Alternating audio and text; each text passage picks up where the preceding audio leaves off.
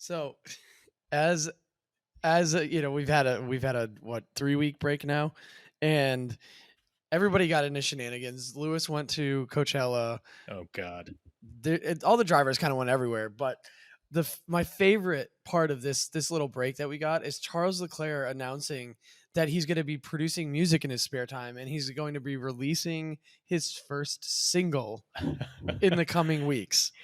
And it's going to be called Tears from all Oh, the defeats at oh, Ferrari. dude, this is the funniest part. It's called Oz 23. AUS 23. Oh no. Is this an April 1st kind of thing or April Fool's Day? No, it's April? too late, dude. We're Yeah. late April at this point. Yeah, it's been a minute since the last race. Well, Oh. looks like Charles is emulating our boy Lewis there. I hope his setup is a little better than Lewis's laptop on a Uh, couple of books. I don't know, man. But Oz 23, I think, says it all. Welcome back to the Grandstand. It is F Knowles here in New York, and the boy P Money Pushan in Perry. What's Gucci? Man, what's going on? I'm excited for race week finally. Yeah, the last few weeks have been. I don't want to say twiddling thumbs. I've actually kind of enjoyed the fact that there hasn't been a race, but now I want it back. Now I want it all back. It's been a bit too long. A week is good. 2 weeks is a stretch. 3 weeks is too much. It feels like summer, and I'm ready to get back. I know, man. We were supposed to have this Chinese Grand Prix during this period, which is why it's such a long break. But we've got a few things to talk about. Let's roll that intro.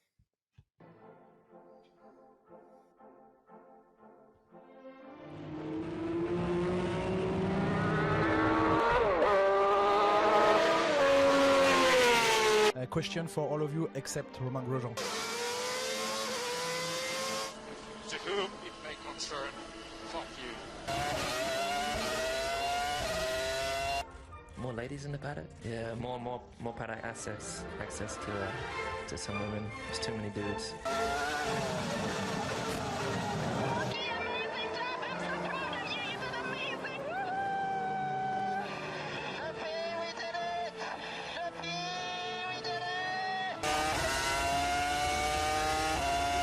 I don't really have a lot to comment on that, except that he was being a pussy.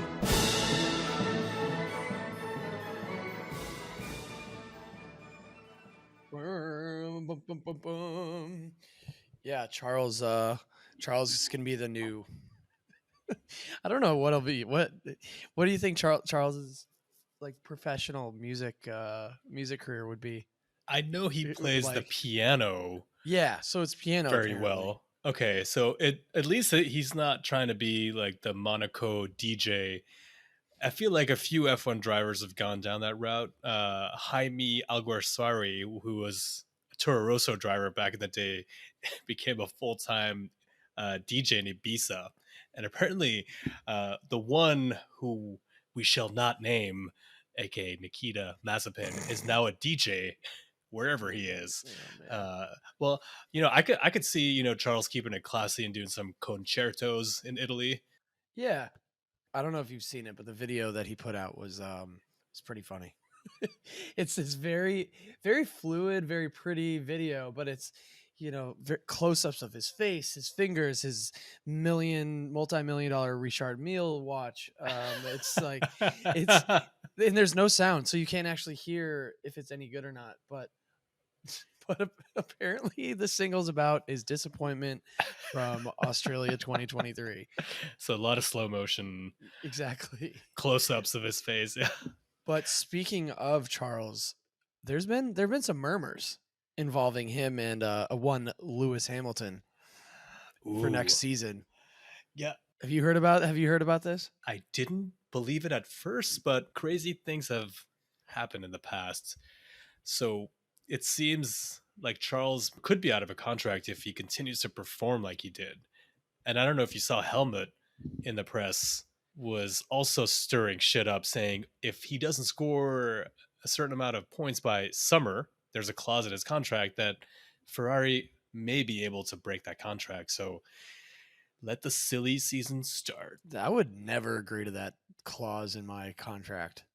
Well, think about it. If a driver all of a sudden sucks, as the team, you can give him the boot without having to pay a Danny Rick style payout like happened to McLaren last year. True. But if you, I don't necessarily think this falls on Charles, all the whole thing. But regardless, there's murmurs that he and Lewis could swap seats next year.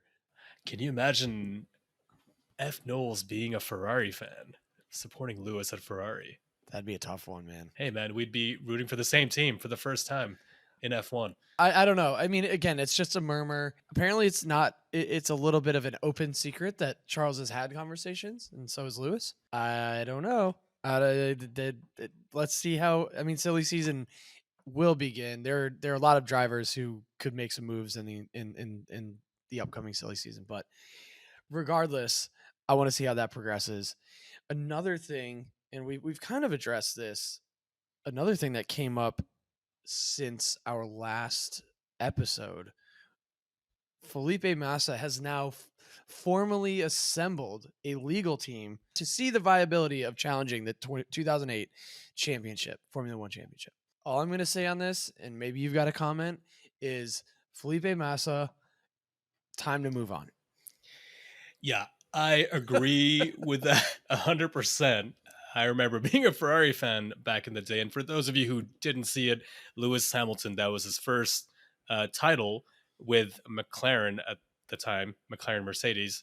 And he won that on the last lap. Go check out YouTube highlights because it was epic, an epic end to the championship. But it would be strange if they changed the results 15 years later. And I don't think they will. No. But, if this evolves, obviously, you'll hear from us. We'll discuss this. It's ridiculous. Anyway. It would mean that Lewis would only be a 6-time world champion. Yeah. It's absurd.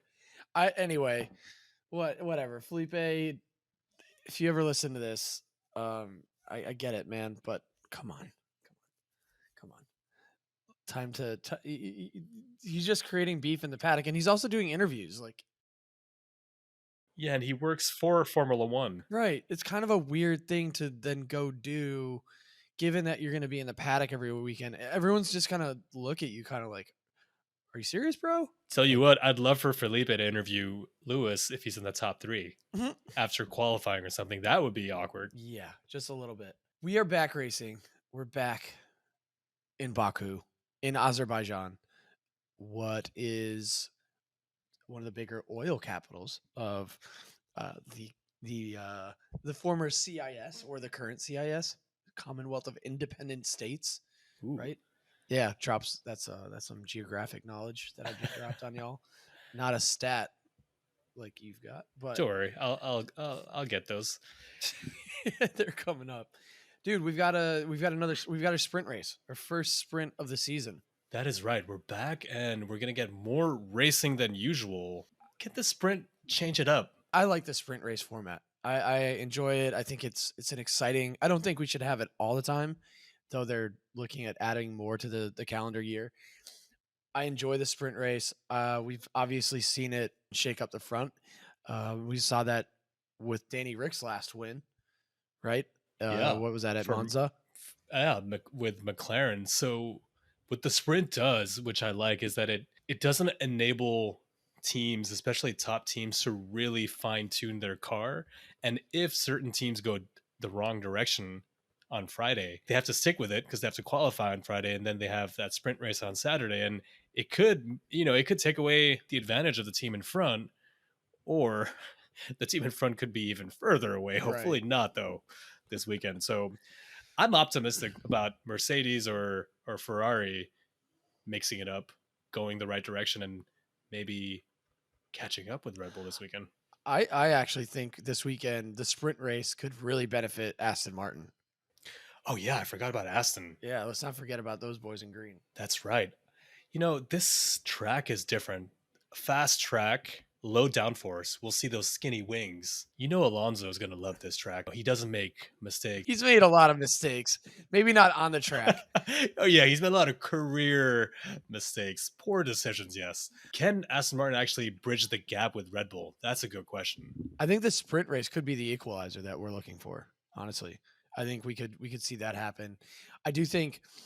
I will say I really do enjoy the sprint. Like I said, I enjoy the sprint races, and there's also possibility for just fuck ups, right? Like there for crashes and teams having to rush to get their car ready for Sunday. From a fan perspective, it's exciting, and that's what I enjoy. Yeah, we could see some red flags. We could see some crashes. And that's also why I think some team members are not a big fan. Some team principals are not a big fan of sprint races, because a crash in a sprint race means you need to repair that shit before Sunday's main event. And that means money. And we got a cost cap. That's the thing with the cost cap in place. One of the things that has come out in the week since the Australian Grand Prix is that Formula One is considering adding more sprint races to the calendar, and certain team bosses, one in particular, your favorite, his name starts with a C, his last name starts with an H. He is the team principal of a team called Red Bull. His name's Christian fucking Horner. And wow, for a minute there, I thought Yeah. you really didn't want to say his name. No. His name's Christian Horner, and no, naturally, I think this happens when you're successful and you're in the lead, and you don't want anything to potentially disrupt how your season's going. And that's what a sprint race does have the potential to do that, I think, more so than a regular weekend when you're qualifying on Saturday and you're racing on Sunday. It's convenient to say that. However, you also see some of the teams who don't have the same budget as a Red Bull saying they love the sprint race. What's your motivation for saying that? This is pure F1 politics. When you're at the top, you don't want anything that may disrupt your well-oiled machine to get. A sprint is just another moment where the cars can get in a crash and fucks up the main event. And when you're dominating, you don't want that. You just want the main race. You want to score those points. If Red Bull were in Ferrari's position or Mercedes' position, they would love a sprint, because it means we get another opportunity to go at the main team. Whoever's in front's going to hate the sprint. Whoever's P2 and down is going to love the sprint because they're going to take more risks. Always. But I'll take any moment to kind of rip on the Red Bull operation. I think it's funny that Christian's coming out and saying he doesn't like it, and then Günther Steiner is coming out and saying, yeah, I mean, he wasn't necessarily for or against. He's like, it's going to happen because it's financially for the sport, it's attracting more fans. It's more exciting, right? So it's not up to the teams. The teams have a say, but I do feel like the sport itself is gonna actually make the decision. But regardless of that, I like the sprint race, as I've said now 3 times. I don't know where I stand on the whole sprint thing, because we've seen some good ones and we've also seen some very neutral ones where drivers don't take risks. So True. It's the first time we're seeing it in Baku. True. And Baku is prone to restarts, red flags, crazy incidents. So I understand why teams are a bit skeptical about this, but as a fan, I'm excited to see it in Baku. Yeah, same. I think that front straight on a sprint race, and there are teams right now ultimately who are ultimately fighting to maintain a decent position. I think one of them is McLaren, right? McLaren has a lot that they could gain from a sprint race this weekend. Yes, and this is a big weekend for McLaren. They, as we said in previous episodes, McLaren didn't really develop their car in the way they wanted to over the winter. Apparently they found out something deep into the winter and they couldn't put it in the car on time for winter testing and the start of the race. Now they're coming with a huge upgrade, or big upgrade. Let's say big upgrade. New floor, brand new floor. So we'll see if this B-spec car, they might be calling it, will allow them to get a little higher. It'd be nice to see Lando fighting with Lewis, or mixing it up in that top midfield. Yeah, I mean, Baku's going to be a big test for them. I think we're going to see if a different version of McLaren shows up this weekend. And if they do, that'll have some big implications for the rest of the midfield, because they're really, I mean, the midfield, there's Red Bull and then there's everyone else at this point. Yes. It seems like, which is funny too, because like there does seem to be a shifting midfield at the moment. Yeah, the order is different from track to track, I feel. And if you're a McLaren fan, don't expect huge leaps either, because No, Baku is an atypical track. So give them time. We won't judge McLaren on this race. yes, we will. Are you kidding me? We will. Yeah. Of course we will. I don't know what you're saying. Either bring it or get the fuck out, all right? Later.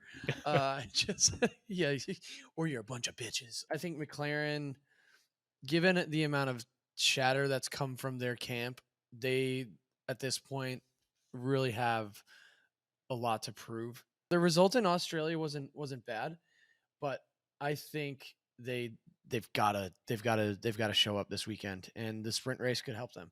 The next thing, though, for me that I'm looking at this weekend is the George versus Lewis battle. And I don't know if this is necessarily coming directly from Lewis or if it's just speculation. I think it might be a little bit of both. I do feel that Lewis's love for the sport is still there.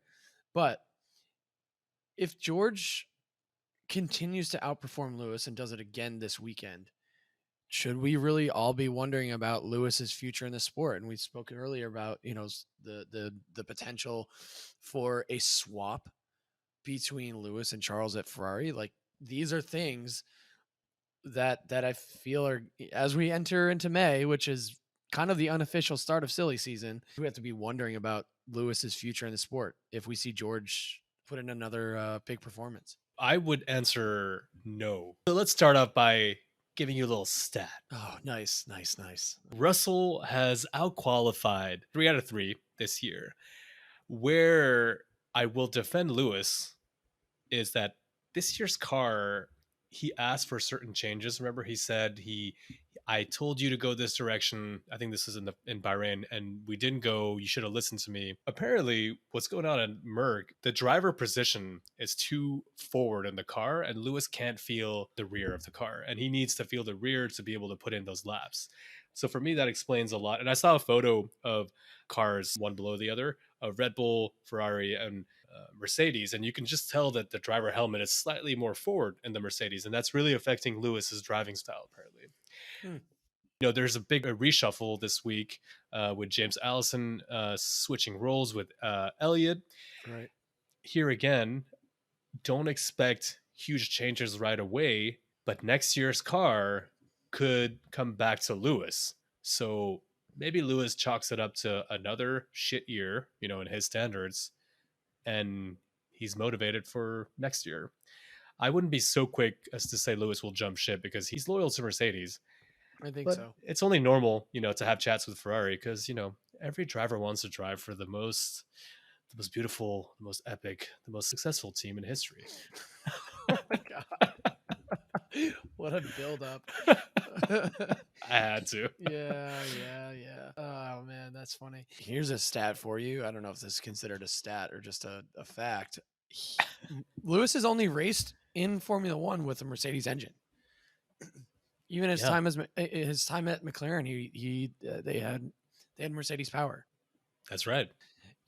Maybe he's loyal to the engine supplier as much as he is to the team. I think, and this is why I think Toto's a very good manager, one of the best, if not the best, in Formula One. I think he has the ability to tell Lewis if he wants to go and explore stuff. But I think doing that actually gives Lewis the confidence to say, you know what, I really like this team. I like the how it's managed. I'm free to do what I want. Ferrari is its own beast where you're kind of babysat in some ways. Oh, Ferrari is not the same. He will not be able to go to fashion runway shows. in New York, he'll be judged every single day in the Italian press. What I will say about Toto is that the reason why he's also opened that door is because he's found a superstar in George Russell. We no longer have a Hamilton and Bottas situation. We have two alpha drivers. Right. No pun there. No pun intended. I have a feeling Lewis performs really well this weekend. He tends to really like the sprint races. He's one of the drivers who doesn't really hold back in the sprint races generally. He kind of goes all out. It's important for him to finish above George. That's what I'll say ultimately. Are you feeling the heat already? He's 20 points ahead of George, but yeah, George has really brought a lot of performance. I think it'd be nice to see Lewis closer to George in qualifying. I agree. It'd be better to see him ahead of George 100%. to show he's motivated and still in this, right? Absolutely. Here's another thing though. Going back to your beloved Ferrari. Oh, here we go. Yep. Is Ferrari in desperation mode? Well, I'd like to say no, but Ferrari needs a result this weekend. So that's a yes. Yeah, it's a yes. I was trying to hide the yes with a maybe, but no, it's 100%. Ferrari needs to get their shit together. I feel that in the offseason already, and I might have mentioned this on a previous episode, Ferrari, we need to give Vasseur some time. But when you're Ferrari, you're not allowed that time. So we need to see some improvement. You're clearly not a Red Bull beater, but you need to show up in that fight for P2, P3. Because at the moment, Ferrari is behind Mercedes as well on performance, right? Looking at what happened last year, that just means that two teams have done a better job on the offseason. And as Ferrari, who was very happy with their targets they set over the winter about achieving their aggressive performance targets, they realized that other teams made a bigger leap forward. And that's unacceptable for Ferrari because they need to be fighting for a title. And John Elkann's brother, Lupo, was quoted as saying Ferrari needs to show up. And when you have those big guys saying things like that, it's never a good sign. But again, like this is perennially the problem with Ferrari, right? They put so much pressure to perform that ultimately nobody performs, and the culture just doesn't ever seem to change. Like it's kind of crazy. But just as far as that's like a deeper conversation about the internal structure of the Scuderia Ferrari organization. Existential. Yeah, could put people on suicide watch, but like yeah, no joke. Straight up. Yeah. No, it's not a joke. Sorry. I don't mean to joke about that. Jesus. Oh man. I dare say they need a podium this weekend. I agree. So need to outperform Aston Martin. And that's another question I have.